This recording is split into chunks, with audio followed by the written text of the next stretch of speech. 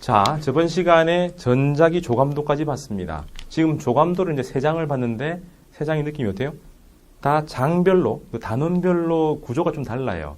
다른 이유가 개념들이 어떻게 연결되어 있느냐, 그 연결망인데 그게 다 다르겠죠. 역학은 정말로 위에서부터 쫙 내려갑니다. 전형적인 연역법 체계를 따라가죠.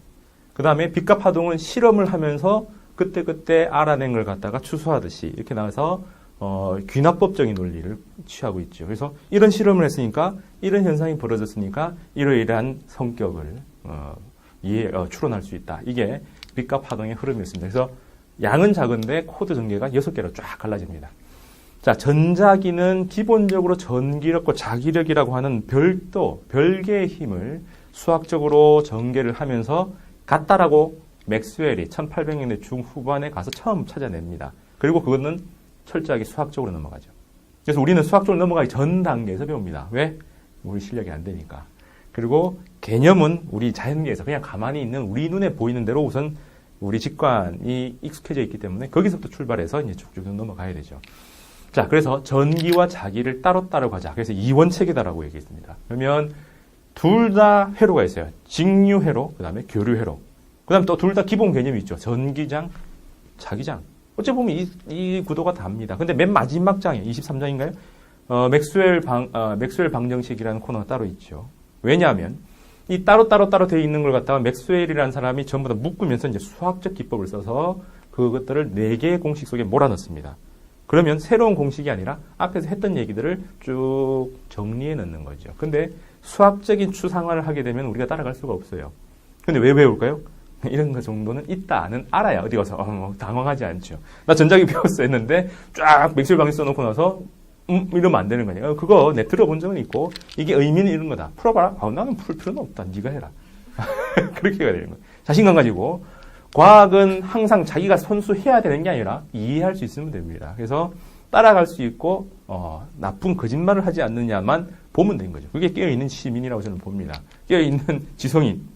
대학생이 요즘 지성인이라고 할 수 있는지 잘 모르겠지만 깨어있는 지성인이라면 거짓말을 하지 않고 거짓말하는 사람을 잡아낼 수 있을 정도면 됩니다. 그래서 맥스웰 방정식도 딱 그 정도 수준에서 이게 어떤 의미고 앞에서 이런 걸 배웠구나를 들고 오면 돼요. 자, 그리고 이 전자기부터 제 얘기가 기존의 얘기와 많이 어긋나기 시작합니다. 다르게 전개가 돼요. 그 이유는 기존에는 정말 이것도 실험처럼 해서 쭉 정리해 나가는데 개념을 명확하게 딱 구겨 넣지를 못했습니다. 그래서 저는 이미지하고 딱 4개의 개념을 제시할 거예요. 정전기 같으면 Q, 파이, E, V 이 4개를 가지고 전개를 합니다. 그리고 이미지가 딱 있어야 되는데 여기서는 위에서 보는 평면도, 옆에서 보는 측면도 2개의 이미지 가지고 갑니다. 그래서 그 흐름들을 이제 여러분들이 쭉 따라와야 돼요. 그래서 이거는 그냥 막 흩어지는 대로 일반적인 책에 있는 걸 기대하고 보면은 더 헷갈리니까 제가 얘기해드리는 잡아주는 그 조감도를 기반으로 다른 책들을 보면은 저게 저렇게 중구난방으로 썼구나. 강호자 최고네. 이런 생각이 들 겁니다. 자, 꽂지 마요. 자, 정전기에서는 기본 개념이 하나 나오고요. 공부할 때 그 다음에 이미지를 처리하게 되어 있습니다. 그 기본 개념에는 전기장이 뭐냐? 전기장 자체에 대한 설정을 해주고요. 그 다음에 도체와 부도체. 왜요? 물질을 전기적 속성 가지고 이제 구분해보는, 성격을 구분해보는 요 2가지죠. 실제로는 요 2개에서 시험이 다 나오는데, 이미지가 따라붙어야 이 전체가 이해가 어떻게 되냐면, 이미지라는 게 이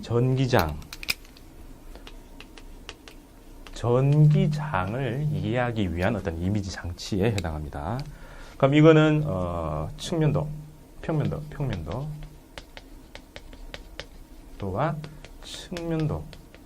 그래서 위에서 내려다본 모습과 옆에서 들여다본 모습, 이 2가지를 전기장을 이해하기 위해서 영상을 딱 띄워놓을 때 옆에서 보고 위에서 보고 그걸 합쳐서 입체화시켜야 되는 거죠. 그래서 그 흐름을 볼 겁니다. 그러면 이런 얘기를 쭉 해 나갈 때 4가지 기본 요소를 얘기할 건데 Q, 그죠? 전합니다. 장의 원천이죠.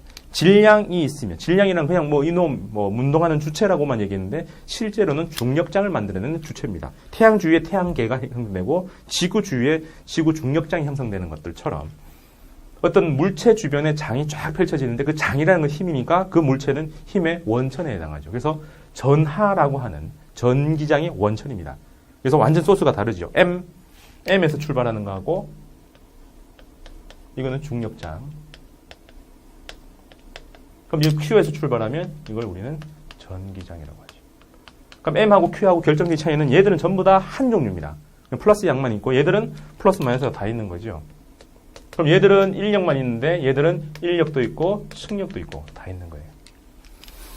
자, 그래서 Q 하나 있고요. 그 다음에 파이. 장은 눈에 안 보이지만 장을 눈으로 볼 수 있게 만들기 위해서 이런 화살표 같은 개념으로 장을 표시해 줍니다. 이거는 움직임이 아니라 역학할 때 역학에서 운동을 표시하는 게 V이고 V를 이제 화살표로 나타낸다 해서 벡터 표시한다라고 했는데 그게 아니라 힘입니다. 장을 대상으로 하고 있고 장은 힘이기 때문에 화살표로 장을 나타냈다는 건 이건 움직임이 아니라 이거는 힘을 표시한 거예요. 그래서 빽빽할수록 힘이 세고 듬성듬성하게 있을수록 힘이 약하다 이렇게 얘기하죠. 자, 그럼 여기서 장은 본격적으로 E와 V 이 두 가지로 나타내죠. E라고 하는 거는 단위 전하가 원천이 여러 개니까 소스가 많을수록 힘이 세질 테니까 한 개, 뭐든지 한 개를 잡아서 걔가 만드는 힘. 그 다음에 또 그 한 개가 갖는 위치 에너지 이렇게 얘기를 해서 E 전기장의 색이 V 전위 혹은 전기적 위치 에너지 혹은 전위차라고 부르는 것들이 나타납니다. 그래서 이 네 개의 개념이 이렇게 카테고리를 분류한 것 속에서 어떻게 적용되고 변화하는가 그걸 보면 됩니다. 자, 전기장이라고 하면 어떻게 표시한다고 했어요? 네, E 그 다음에 V라는 값을 줄 거고 얘들의 소스가 Q고 Q는 파이로 그림을 그린다라고 얘기했습니다. 그래서 전기장을 나타낼 때는 E 하나 그려놓고 V 하나 그려놓고 쭉 정의를 할 텐데 우선 기본 정의 수준에서 얘들은 힘은 힘인데 단위 쿨롱이 받는 힘 이렇게 정의합니다.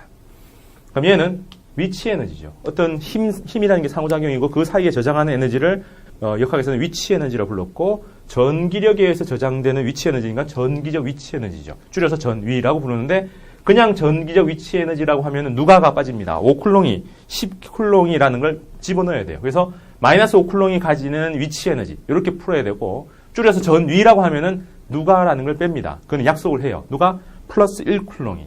그래서 얘는 플러스 1쿨롱이 갖는 위치 에너지라고 하는 걸 줄여서 그냥 전위라고 붙이고요. 이거는 누군지를 밝혀야 됩니다. 플러스 5쿨롱이 마이너스 10쿨롱이라는 걸 붙여서 전기적 위치 에너지라 부르야지 전위라 줄일 수는 없어요. 약속입니다. 그럼 이거는 요걸 나눠서 V다라고 정의를 하는 거죠. 그럼 이 얘기는 정의고 문제에서 전기장의 세기를 구하라 하면은 힘을 구하되 플러스 1을 받는 힘, 전위를 구하라 하면은 전기적 위치 에너지를 구하되 플러스 1쿨롱이 갖는 이라고 해석을 한다는 겁니다. 그래서 문제 풀 때는 F를 구하라라고 하면은 E부터 구하고 그 다음에 Q를 곱한다. 이런 식으로 생각을 해야 된다는 거예요. 그럼 여기는 WP, 위치 에너지를 구하라, 포텐셜 에너지를 구하라라고 하면 V부터 구하고 그 다음에 Q를 곱한다라고 사고 체계가 순서가 잡혀야 된다는 겁니다. 그러면 이 E를 구하고 나서라고 했으니까 그걸 구하는 방법은 그 다음에 세 가지가 더 있다는 거죠. 하나는 점전화에 대한 얘기입니다. 다르게 말하면 이건 계산을 할 수 있게 만들기 위해서 계산을 하도록 만든 그런 장치입니다. 그러면 점전화, 두 물체가 받는 전기력이 K, R제곱분의 Q인데 그게 1이라고 얘기하면은 그냥 한 개만 붙는 거죠. 인력이 될 수도 있고 측력이 될 수도 있으니까 방향성은 그림으로 나타내고 크기만 합니다. 그럼 얘들을 또 위치로 따지면은 전기적 위치 에너지 앞에서 역학할 때 위치 에너지 할 때 마이너스 붙었는데 마이너스 넣어도 되고 안 넣어도 됩니다. 어차피 방향성은 그림으로 나타내고 크기만 집어넣는 거죠. 그럼 이게 나중에 또 나오겠지만 이거하고 똑같은 케이스는 점전하고 똑같은 케이스는 구 모양의 전하가 모여있는 모양이 구 모양이면 그 주변에 점전하고 똑같아요. 근데 그 구가 도체로 되어 있느냐 부도체로 되어 있느냐에 따라서 달라집니다. 그럼 도체로 되어 있으면 그 바깥쪽이고요. 부도체로 돼 있으면 안쪽과 바깥쪽이 완전히 다르죠. 도체는 안쪽에는 아예 없으니까 그냥 부도체 9 하면은 바깥쪽밖에 없을 텐데 부도체는 안쪽의 전기장의 모습과 바깥쪽의 전기장의 모습이 완전히 다릅니다. 그래서 요거는 어쨌든 도체든 부도체든 구 모양으로 만들어진 거에 바깥쪽 구 모양을 이렇게 위에서 내려다보면 이렇게 되겠죠. 그 바깥쪽은 이 구 모양의 점 한 점에다가 전하를 몰아놓은 것처럼 이 전체 퍼져 있는 걸 갖다가 딱 한 점에 몰아놓은 것처럼 생각해도 된다라는 얘기입니다. 나중에 업그레이드를 할 거예요. 맥스웰 방식 가면 업그레이드합니다. 그 다음에는 이미지화 시키기 위해서 만든 건데 이게 전기력선이라고 합니다. 그럼 이거는 우리 일반적으로는 이렇게 화살표로 이렇게 표시하는 뭐 이런 것들입니다. 그럼 이거는 화살표 한 개를 파이라고 해서 전기력선의 개수라고 하고 그 파이 하나하나가 이게 촘촘하고 느슨한데 촘촘할수록 세다라고 했으니까는 면적에 반비례한다. 그럼 이렇게 해놓고는 면적당, 앞에서 배웠죠? 분모는 단위라고 얘기했습니다. 단위 면적당 지나가는 전기력선의 개수. 달리 말하면 전기력선의 면적 밀도라고 얘기합니다.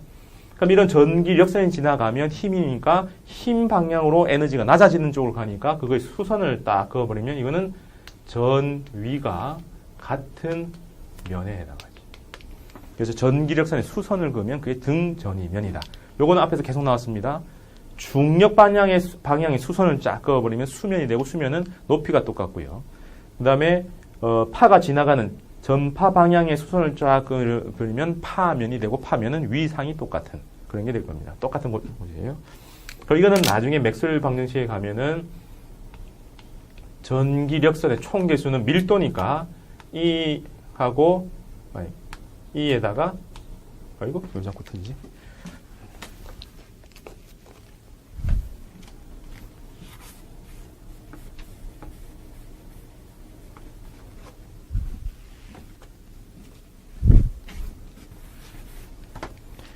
이거는 전기력선은 전기장의 세기에다가 면적을 적분한 싹 다 합친 것 밀도였으니까 넘기면은 파이가 되죠.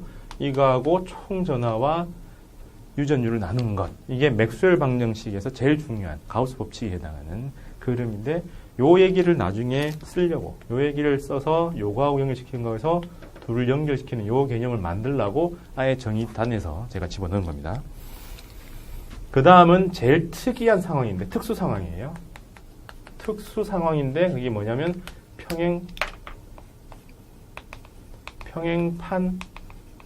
판때기가 평평하게 생긴 거예요. 그 두 장을 엇대 놓은 축전기입니다. 이 평행판 축전기의 고등학교 수준의 정의는 전기장의 세기가 일정하다. 그 속은 전기장의 세기가 전부 다 균일하게 돼 있다. 우리 집 표면에 중력장이 일정한 것처럼 평행판 축전기 속에 전기장이 균일하게 일정하게 형성돼 있다까지가 고등학교 수준이고 이걸 대학생들한테는 입실론분의 시그마라는 거는 면적당 전하 밀도를 얘기합니다.